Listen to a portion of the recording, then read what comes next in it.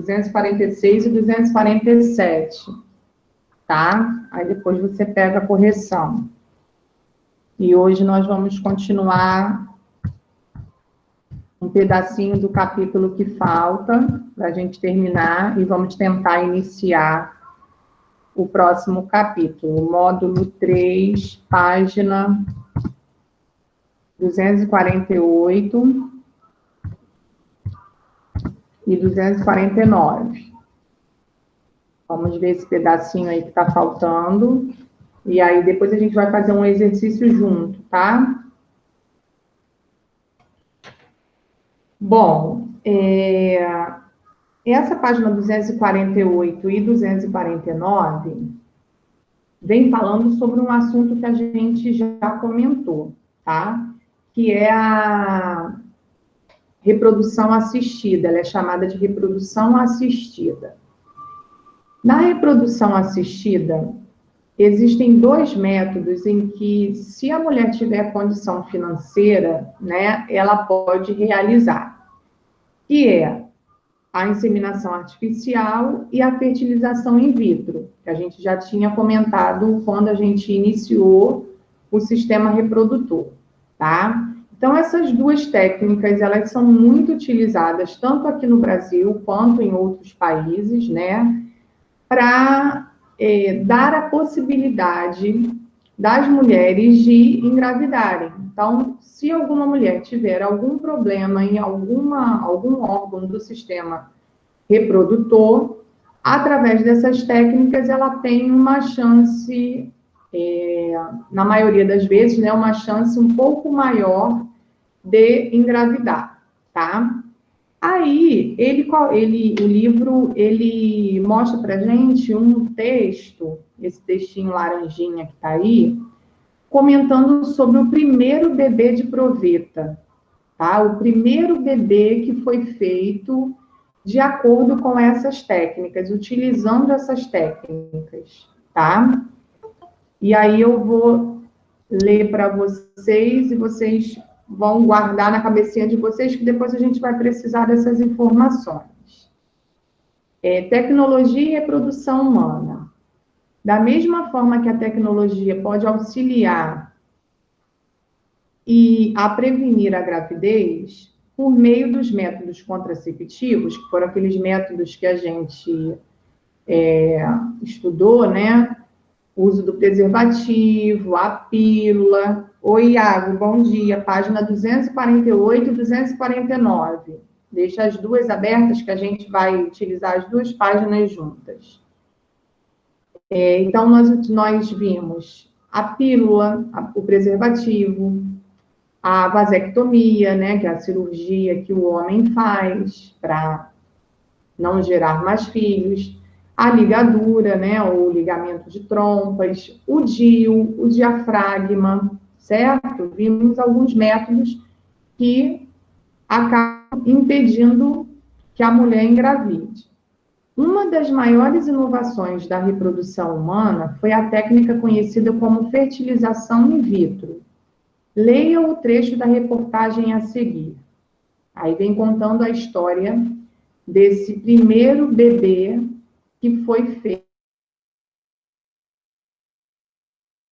Depois da ligação de um jornalista, perguntei para minha mãe por que queriam tanto saber como eu tinha nascido e se eu estava bem, diz Ana Paula. Ela foi o primeiro bebê de proveta brasileiro. Minha mãe então explicou que o tio Milton, como eu chamava, o médico responsável pelo processo, ajudou a pegar a sementinha da mamãe e a sementinha do papai e misturar fora da barriga. Diferente de como as outras crianças eram geradas.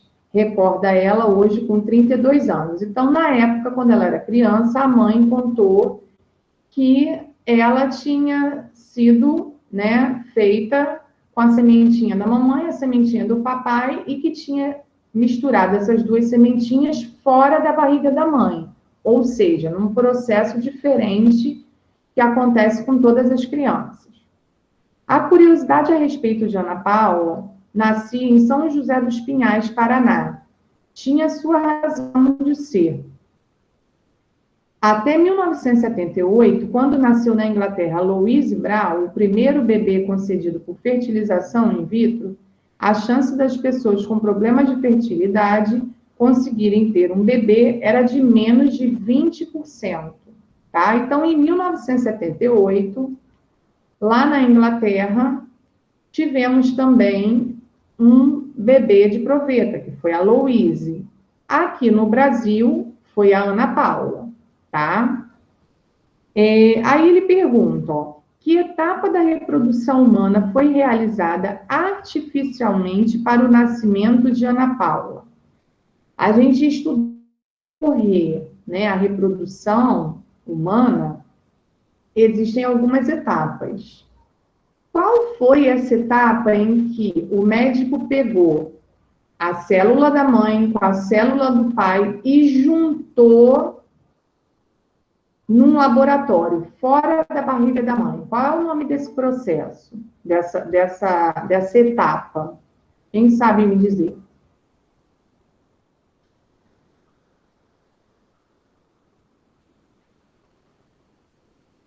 O nome da etapa em que pega a célula da mãe, que é o óvulo, com a célula do pai, que é o espermatozoide, e junta. E aí a gente vai ter o zigoto, né? Qual é o nome dessa etapa? É a primeira etapa da reprodução. Isso aí, Amanda.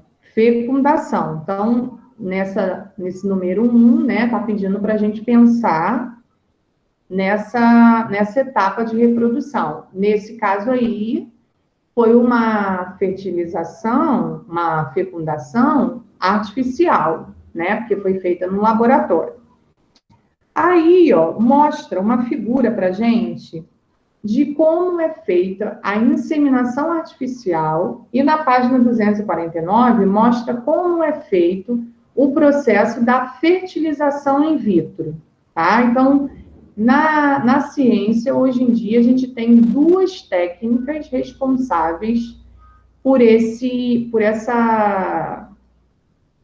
sistema, né, de reprodução, de conseguir, né, gerar um embrião, depois um feto e depois um bebê. A primeira está mostrando da inseminação artificial. Como que é feito isso? Ó? Após ser retirado do organismo masculino, o sêmen passa por um tratamento em que são selecionados os espermatozoides mais aptos para a fecundação. O organismo feminino também pode ser tratado com hormônios específicos para estimular os ovários a liberarem ovócitos, aumentando a probabilidade de encontro dos gametas. Os espermatozoides selecionados são, então, depositados no sistema genital feminino. Então, quando a mulher ela tem algum problema em engravidar, ela pode realizar esse tipo de método, tá? Pela inseminação artificial. Lá no laboratório, eles selecionam esses espermatozoides, que a gente viu qual é a aparência do espermatozoide, como que ele é.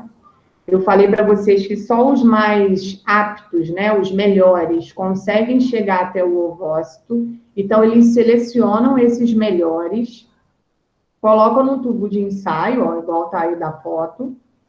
Depois, eles pegam uma seringa com um tubinho, ó, e acabam inserindo esse espermatozoide lá no útero da mulher.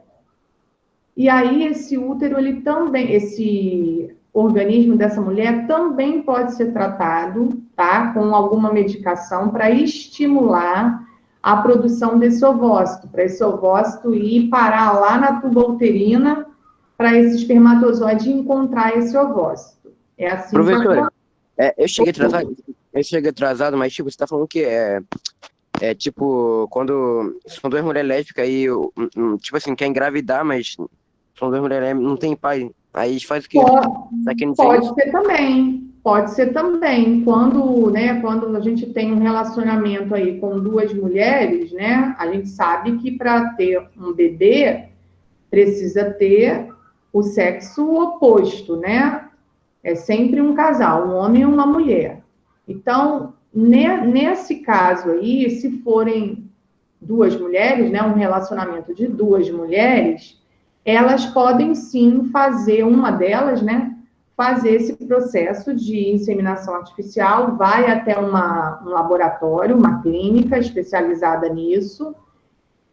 Lá existem diversos doadores de sêmen, e aí ela vai pedir um doador, vai pegar esse sêmen desse doador, que ela não sabe quem é, tá? Não é identificada, a pessoa não é identificada, e aí pega o sêmen desse doador e o médico insere esse sêmen dentro do corpo dela, pela vagina, até chegar lá nas tubas uterinas, para ver se o espermatozoide consegue fecundar o óvulo, tá? Isso é uma maneira.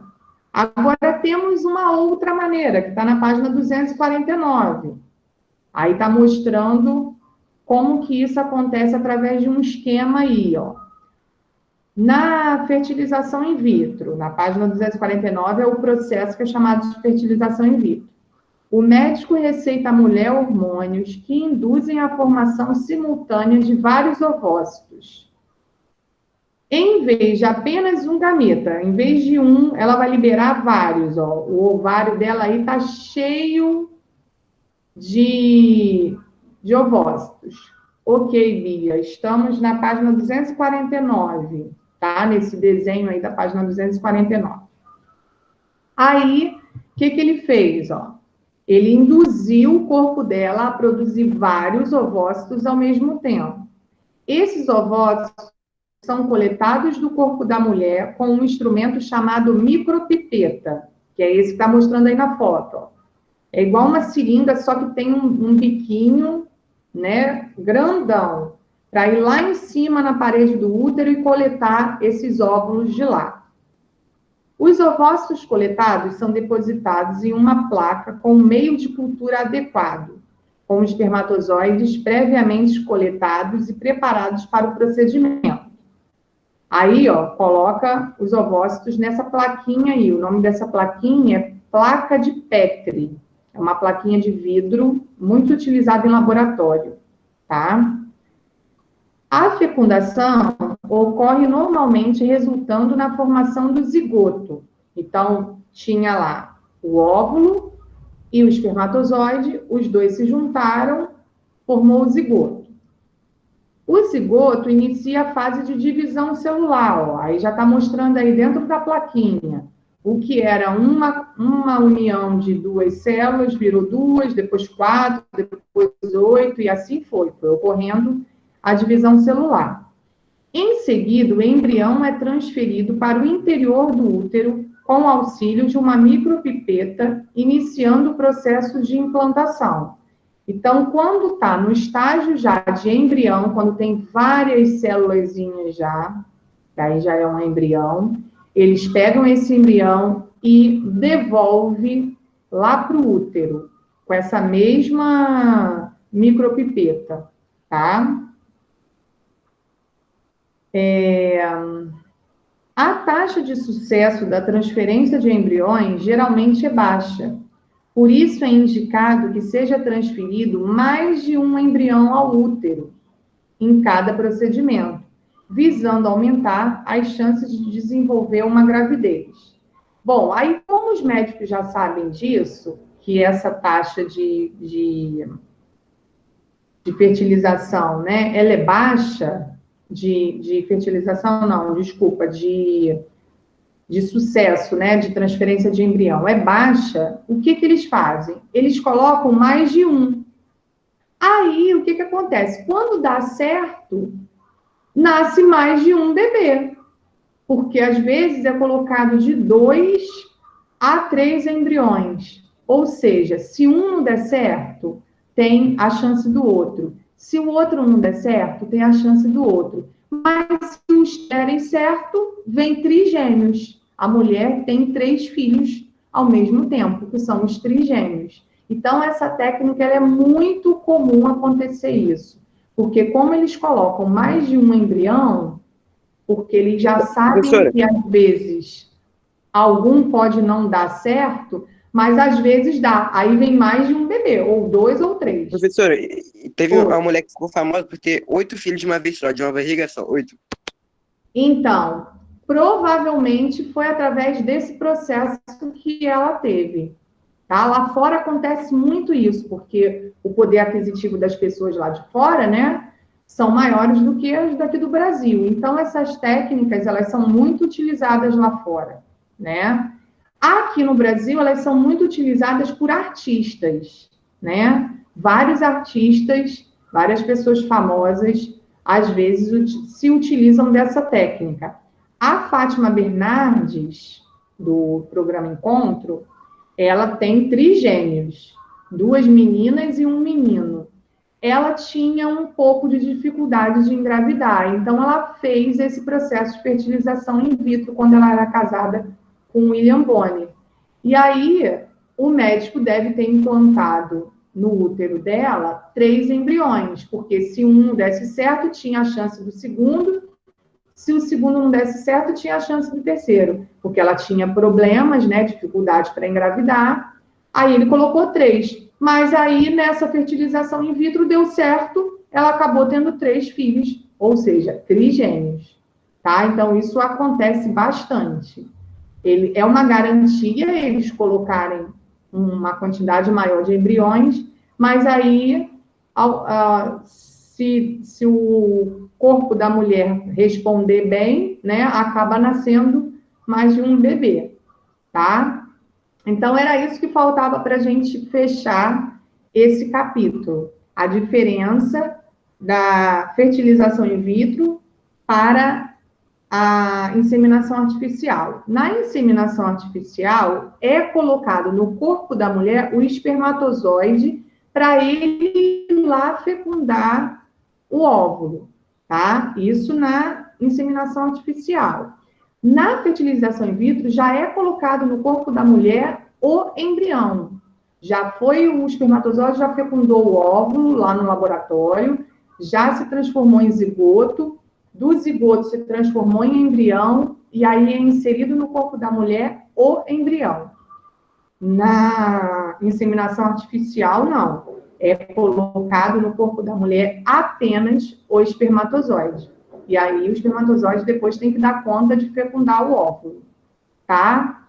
Entenderam essa diferença? Que a gente vai precisar dessa diferença para fazer o dever agora.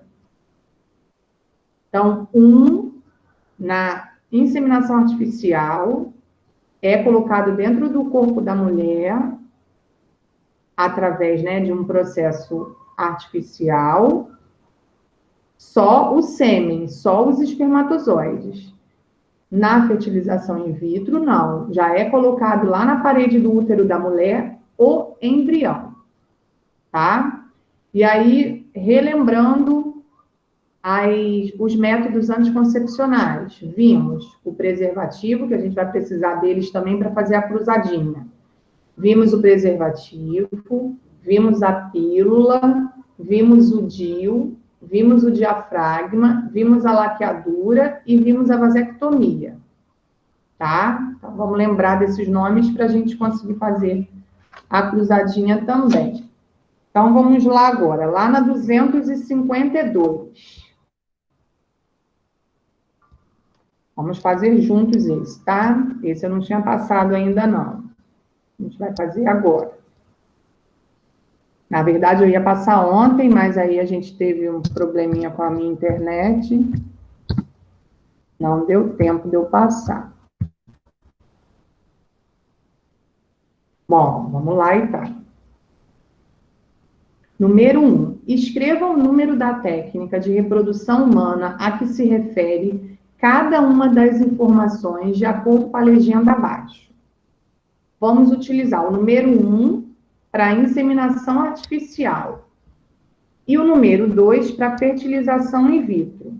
Então, nós temos aí 4 alternativas para a gente diferenciar aí se isso acontece na inseminação artificial ou se acontece na fertilização in vitro. O primeiro, ó, transferência de embrião para o útero. Qual é a técnica que vai lá transferir o embrião diretamente para o útero? A inseminação artificial ou a fertilização in vitro? Muito bem, Amanda. Número 2, fertilização in vitro. Isso aí. Qual é a técnica que a fecundação ocorre fora do corpo da mulher? O óvulo e o espermatozoide, eles se juntam fora do corpo da mulher. Inseminação artificial ou fertilização in vitro?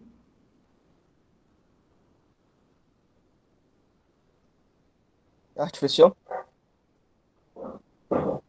Inseminação artificial? Não. Fertilização in vitro também. Isso, Amanda. Número 2 de novo.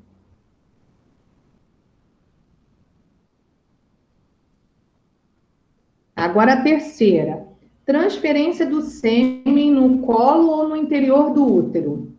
Só é colocado lá dentro do útero o sêmen do homem, os espermatozoides. Qual é essa técnica? A1 ou A2?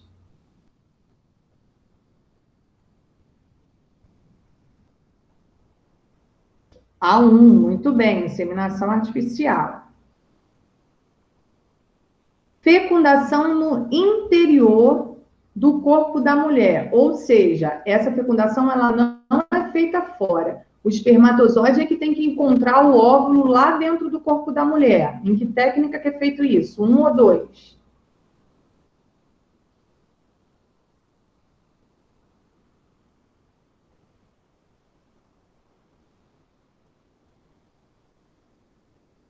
Muito bem, Iago, muito bem, Amanda, número 1. Então, a sequência ficou 2, 2, 1, 1.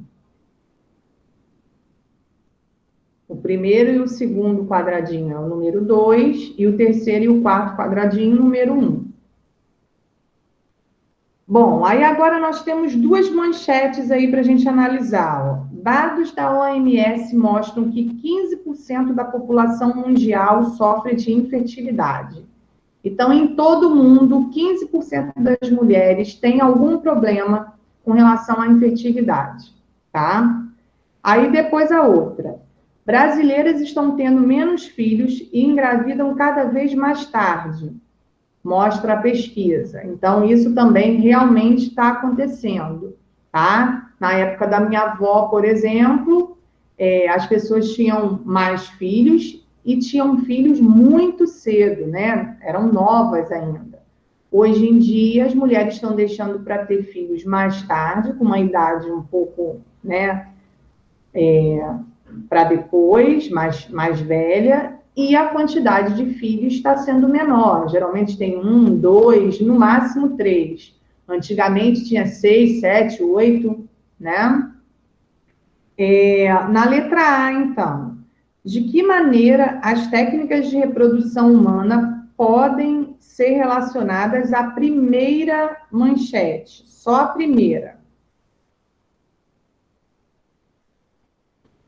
Dados da OMS mostram que 15% da população mundial sofre de infertilidade. De que maneira essas técnicas de reprodução podem estar relacionadas com a primeira manchete? Essa eu vou escrever lá no chat. Número 2, letra A. Pois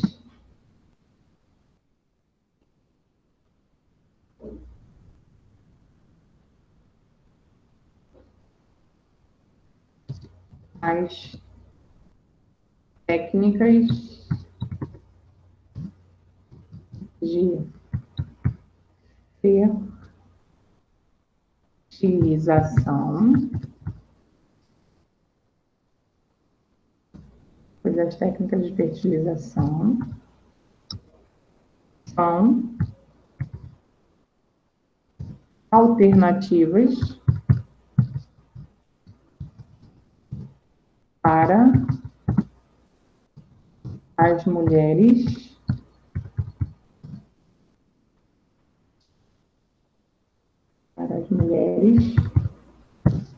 com algum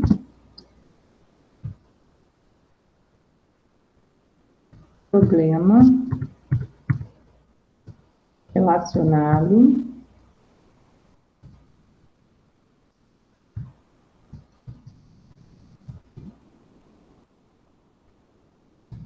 à reprodução. Ou alguma coisa parecida com isso, se vocês quiserem colocar diferente, tá? Ó, coloquei lá no chat.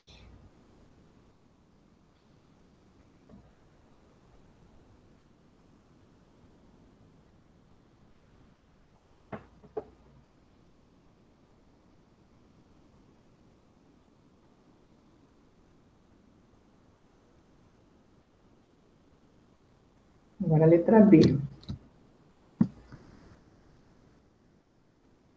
De maneira geral, à medida que a mulher se aproxima do fim do período reprodutivo, as chances de engravidar naturalmente diminuem por causa da redução na produção de ovócitos, por exemplo. Qual é a importância das técnicas de reprodução humana para essas mulheres? Então, a gente sabe que o corpo da mulher, né, ele responde dessa maneira. Tem o momento que ela vai iniciar essa produção de ovócitos, que é quando ela fica menstruada, né, quando fica mocinha, e tem um período em que ela vai ter a pausa dessa produção de ovócitos, que é aquele período que a gente chama de menopausa, tá? Então, conforme a idade vai passando, a possibilidade dela engravidar fica menor, porque aí ela está adquirindo mais idade e mais próximo a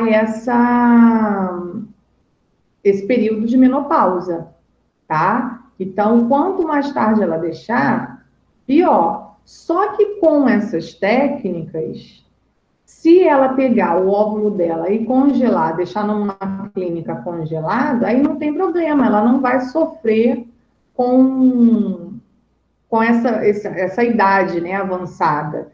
Ela fazendo um processo de fertilização in vitro, ela vai poder engravidar a hora que ela quiser, com a idade que ela quiser, porque ela congelou o óvulo dela, ela não está precisando que o ovário dela produza o óvulo para ela engravidar, tá? Então, essa técnica, ela é muito utilizada também por mulheres que já estão numa idade um pouco mais avançada e que guardaram esse óvulo em alguma clínica congelado para usar quando tivesse a fim de engravidar, tá?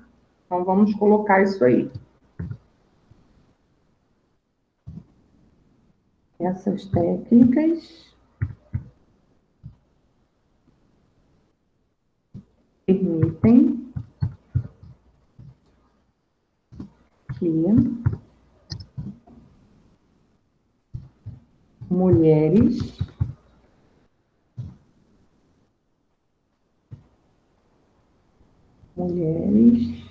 que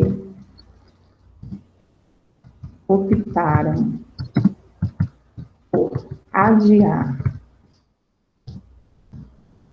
a gravidez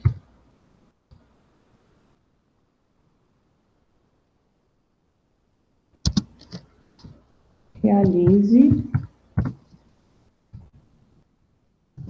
o sonho da maternidade,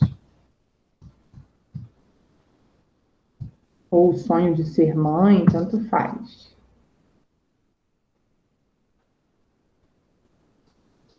Vou esperar um pouquinho para vocês copiarem. Na outra página é a cruzadinha. A cruzadinha é mais fácil.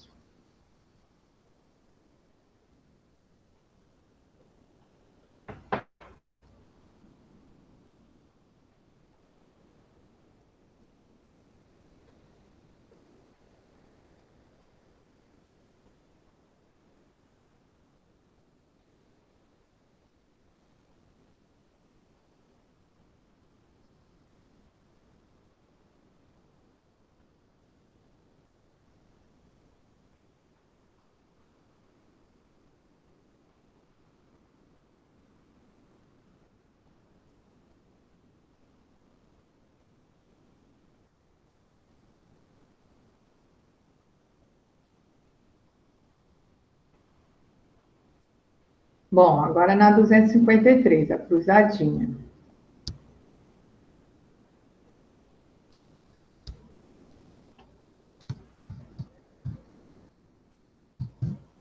Duzentos e cinquenta e três. Bom, vamos lá então. Então, nós temos aí 7 palavrinhas para encaixar nessa cruzadinha aí. Número 1, método anticoncepcional de látex que impede o contato entre fluidos sexuais e a transmissão de infecções sexualmente transmissíveis. Qual é o método que é feito de látex, de borracha, e que serve para impedir o contato, né, desses fluidos sexuais e que também, além de prevenir a gravidez, previne as doenças sexualmente transmissíveis? Muito bem, Iago, preservativo. Então, tem aí no número 1 a palavra preservativo.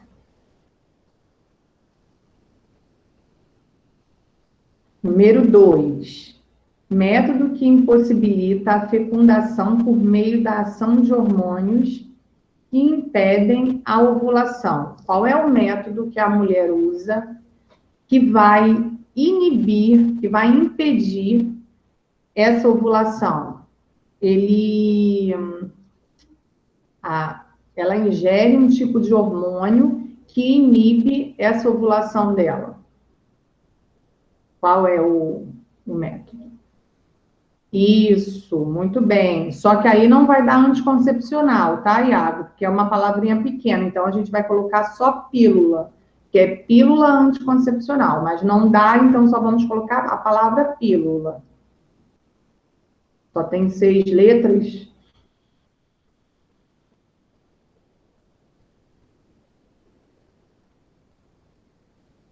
Número 3, método inserido no colo do útero algumas horas antes da relação sexual, formando uma barreira para o sêmen. É aquele que é igual uma bolha. Qual é o nome daquele?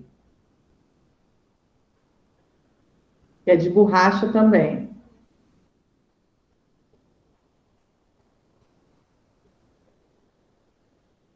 Esse aqui, quer ver? Deixa eu ver a foto aqui para mostrar a vocês. Vou tampar o nome, tá? Peraí. Tirar aqui do chão. Isso, muito bem. Diafragma. Esse aqui, ó. Tá? Então, completem aí. Diafragma. Número 3. Número 4. Técnica cirúrgica que resulta no corte e fechamento dos ductos deferentes. A cirurgia que o homem faz para que ele não engravide mais ninguém. Qual é o nome? Isso, Bia, vasectomia. Então, vamos completar aí no número 4. Muito bem.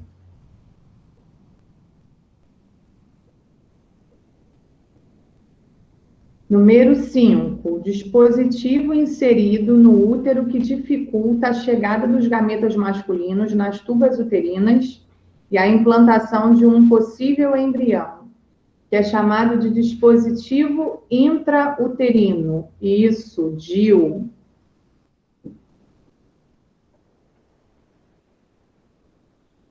Número 6, técnica cirúrgica que resulta no corte e fechamento das tubas uterinas. O nome da cirurgia que a mulher faz para não engravidar mais.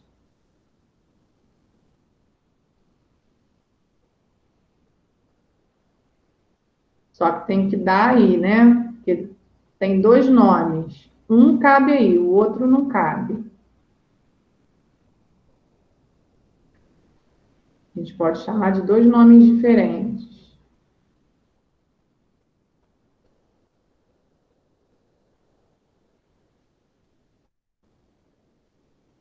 Isso, Amanda, muito bem. Pode ser chamado de ligamento de trompas, mas aí não vai dar aí, ou então de laqueadura, que aí cabe aí. Laqueadura. E por último, evento caracterizado pelo fim da gestação em um período em que o embrião, depois o feto, ainda não é capaz de sobreviver fora do útero. Como que é o nome disso, desse evento?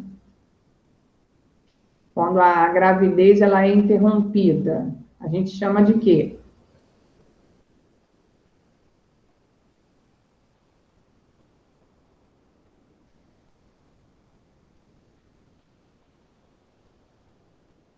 Isso, saiu com P aí. Isso, é aborto. Isso aí, isso mesmo. Aborto. É o nome do evento que a gravidez, né, o processo de gestação é interrompida. Aborto. Muito bem. Aí embaixo nós vamos só ligar, tá? Tá igualzinho a página 248 e 249 que nós acabamos de ver. Nós temos que ligar aí o nome da técnica e o que acontece nessa técnica. Fertilização in vitro. A gente vai ligar no primeiro ou no segundo quadradinho? Transferência de espermatozoides para o colo ou interior do útero ou transferência de embrião para o interior do útero? O primeiro ou o segundo?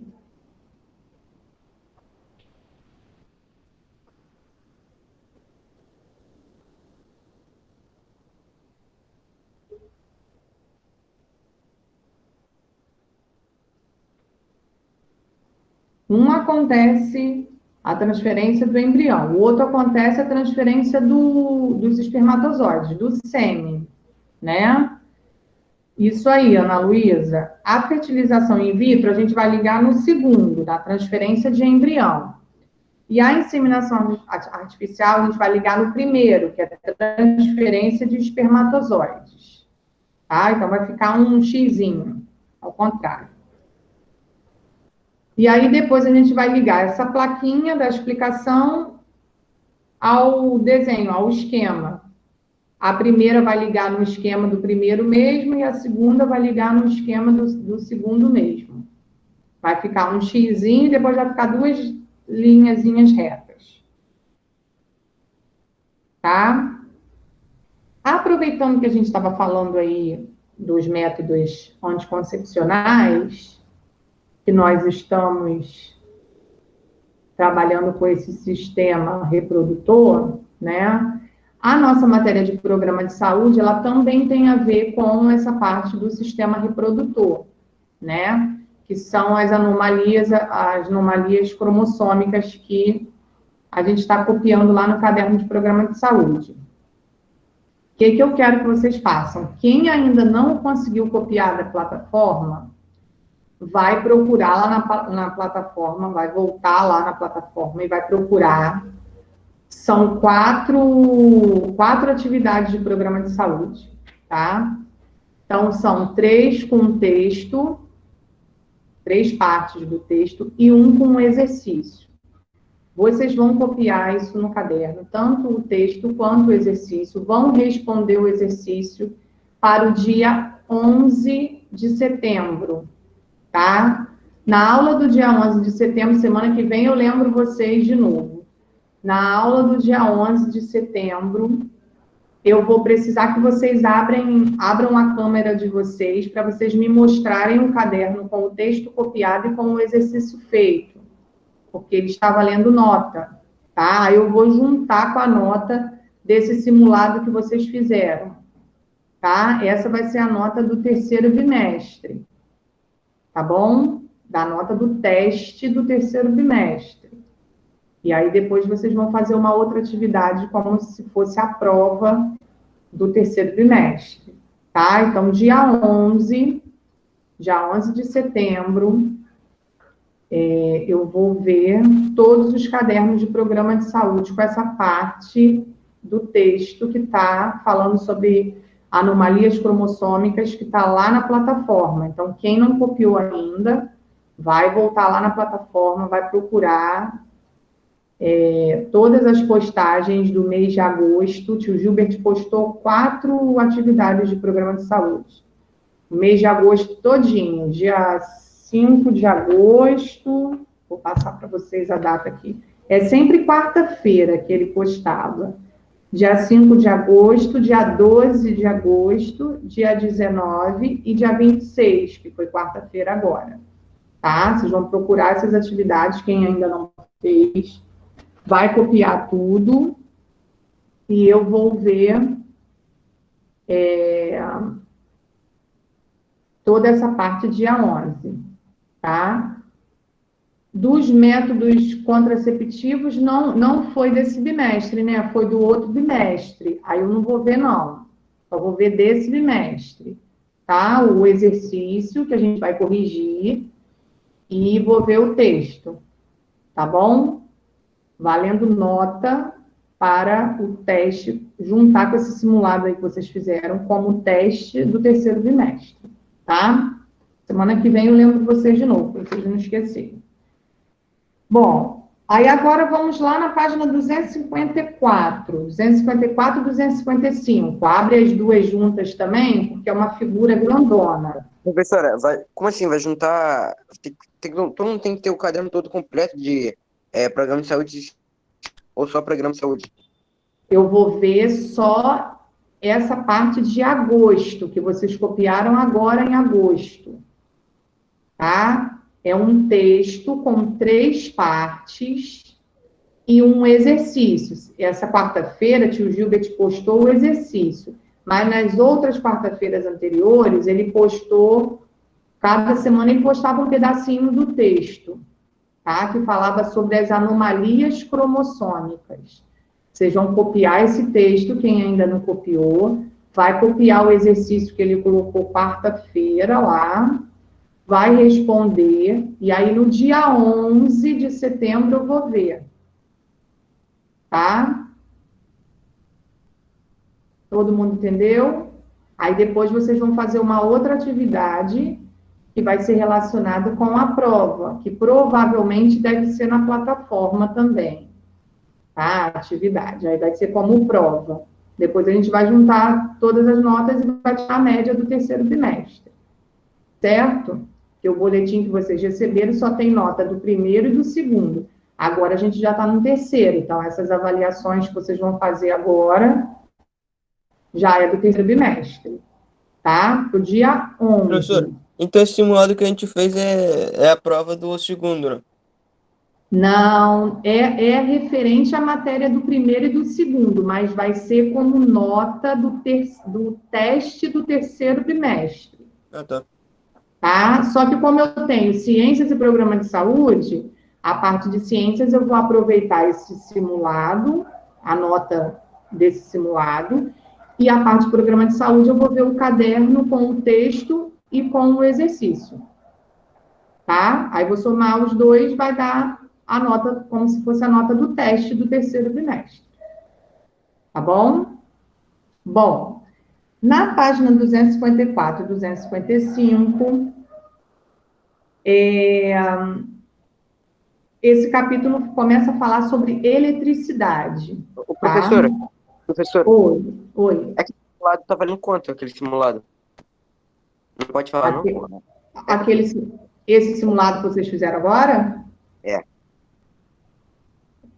Vocês lembram quantas questões de ciências tinham? 5. 5? Então, vale 5. Para mim, vale 5. Tá? Aí, os outros 5 eu vou dar na atividade de programa de saúde. O texto copiado e o exercício feito. Certo?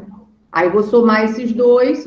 Se vocês acertaram as 5 questões lá do simulado, já tem 5 pontos. Aí, depois eu vou ver o caderno e vou completar com os outros 5 pontos. Tá bom? Aí, vou fechar a nota como se fosse a nota do teste. Tá bom? Mas do caderno, é só você fazer o texto lá do programa de saúde e ver o que tinha lá do programa de saúde. Isso, Ah, então tá bom, então. tá? Então tá bom. Bom, cada parte do texto vale 1,25. A primeira parte do texto vale 1,25, a segunda parte do texto vale 1,25, a terceira parte do texto vale 1,25 e o exercício vale 1,25. Se fizer tudo, vai ter 5 pontos.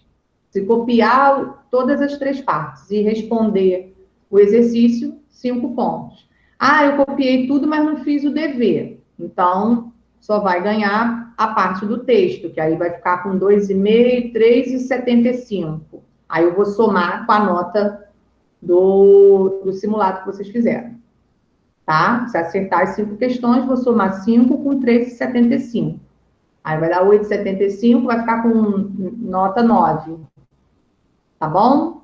E assim eu vou fazendo, tá?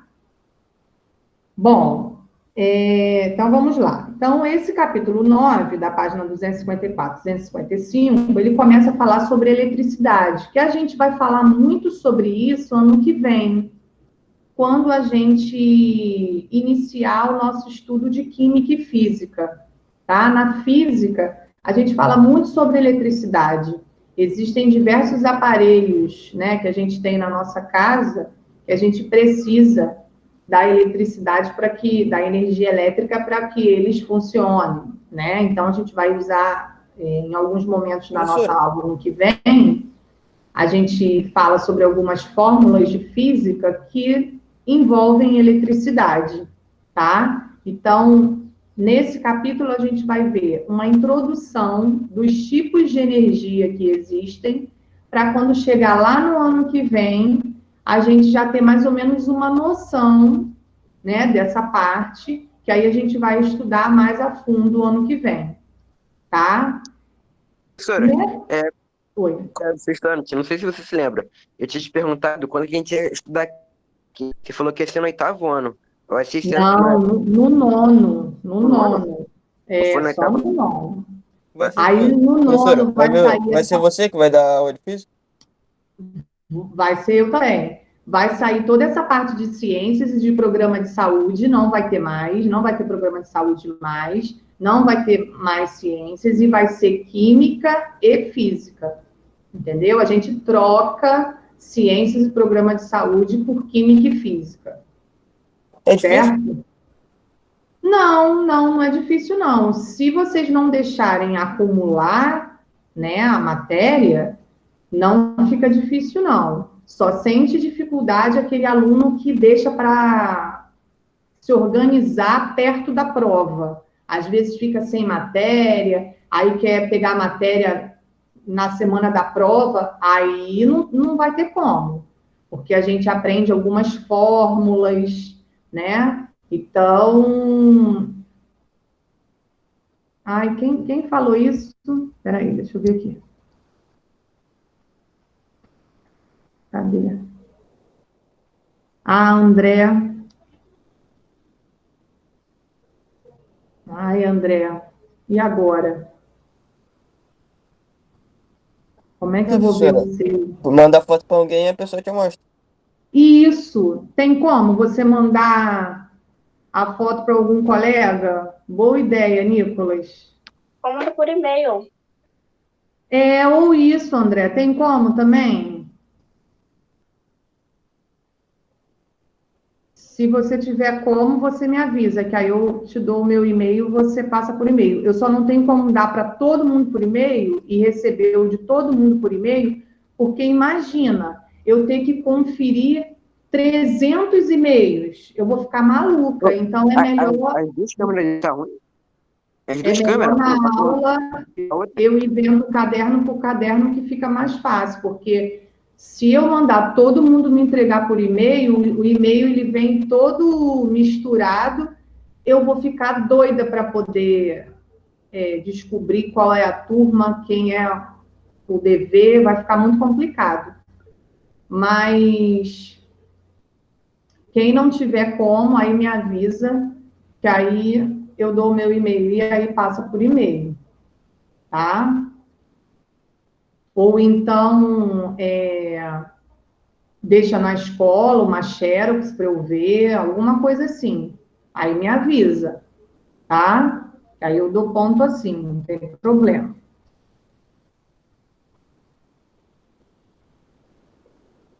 Bom, então vamos lá. Então, nós temos aí, ó, nessa foto, uma imagem com diversos painéis solares. Olha quantos. Aí é uma usina solar térmica, né? Como que acontece a geração de energia dessa forma aí, através de uma usina solar térmica? O sol fica batendo nessas coisinhas aqui, né, professor? Isso aí, precisa da energia do Sol, né? Então, o Sol, os raios solares batem nessa placa e essa placa armazena essa energia do Sol. Exatamente isso, tá? Existem hoje em dia até algumas casas, né, que têm no telhado da casa placas solares que também fazem esse mesmo processo dessa usina aí e que consegue armazenar a energia solar através dessas placas e toda a energia que a casa precisa utilizar vem desse armazenamento dessa energia solar através dessas placas. Essas placas, elas convertem o calor do sol, a energia do sol, né, na verdade, em energia elétrica. Muitas casas já estão com esse sistema. Isso quem tem um pouquinho de dinheiro, né? Porque também não é Professor, muito baratinho, não. Oi. e se não fizer sol por muito tempo? Então, mesmo às vezes quando está nublado, né? Quando o tempo está nublado, o que que acontece? A gente percebe um mormaço, não percebe? Mesmo às vezes quando está nublado, a gente consegue, chega até a gente os raios solares e aquele calor do raio solar. Quando está assim, essas placas conseguem captar também. Claro que não é numa quantidade de energia igual de um dia que está nessa foto aí, bem ensolarado, mas consegue captar um pouco sim. Agora, quando não tem nada, quando está chuvoso, né, que não tem nada, nenhum raiozinho de sol, aí realmente aquela placa não vai conseguir. Aí naquele dia não vai captar energia. Aí ela vai precisar usar, se ela precisar usar energia, ela vai ter que usar a energia elétrica mesmo, no caso da gente, né, da Enel, que é a que fornece a energia elétrica para a gente. Mas na maioria dos dias, mesmo estando nublado, a gente tem a presença do raio solar, não com tanta intensidade, mas tem, e aí essa placa consegue armazenar essa quantidade também. Tá? Só quando está chovendo muito, que aí não tem sol mesmo, aí que não vai armazenar nada. Mas aí, de repente, no dia seguinte, esse armazenamento acaba compensando. Às vezes abre um sol de rachar que acaba compensando aquele dia que não conseguiu armazenar nada na placa. Tá? É mais ou menos assim que funciona. E numa usina, né, é muito mais, né? A quantidade de placas, olha só, a gente não tem nem como contar. Não faço a mínima ideia de quantas placas tem aí, são muitas, né? Aí a quantidade de energia absorvida aí é muito maior. Bom, hoje em dia, né, a gente não consegue nem imaginar quando falta luz, às vezes a gente fica até algumas horas sem luz, quando está chovendo, tem um temporal, assim, a gente fica até às vezes muito tempo sem luz, mas a gente não consegue nem mais imaginar a nossa vida sem a utilização da energia elétrica, né? Porque hoje em dia tudo é a base da energia elétrica. A gente está aqui na aula, a gente está conversando, a gente está precisando da energia elétrica. Meu computador está aqui ligado na tomada o tempo todo para poder. Hoje eu dou 4 aulas, senão ele não aguenta, a bateria dele não aguenta. Aí eu já deixo ele ligado logo na tomada para não desligar, né? Então, hoje em dia, tudo, né? Para eu ter a internet, eu estou utilizando o roteador, para eu utilizar o roteador está na tomada. Então, hoje em dia, quase todas as nossas atividades durante o dia precisa de ter acesso, né, à energia elétrica. Quando eu levantei, tomei banho, utilizei o chuveiro quente, então precisa de energia elétrica. A gente precisa carregar computador, né? Conclusão, precisa da computador não, o celular precisa da energia elétrica, e assim vai, né?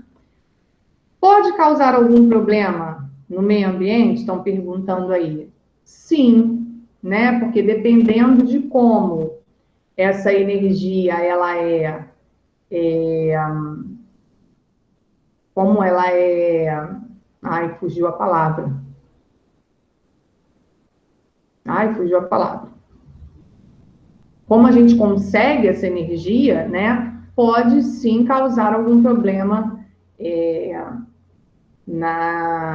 no meio ambiente. Hoje em dia, a gente já tem, né, algumas tecnologias para facilitar e não ocorrer tanto problema com o meio ambiente, igual é essa da usina solar térmica, né? Aqui você consegue absorver essa energia do sol, o sol é de graça, né? Tem quase todos os dias, e aqui não está acontecendo nada. Agora, quando a gente pensa numa hidrelétrica, por exemplo, para a gente ter a energia produzida numa usina hidrelétrica, a gente precisa de água.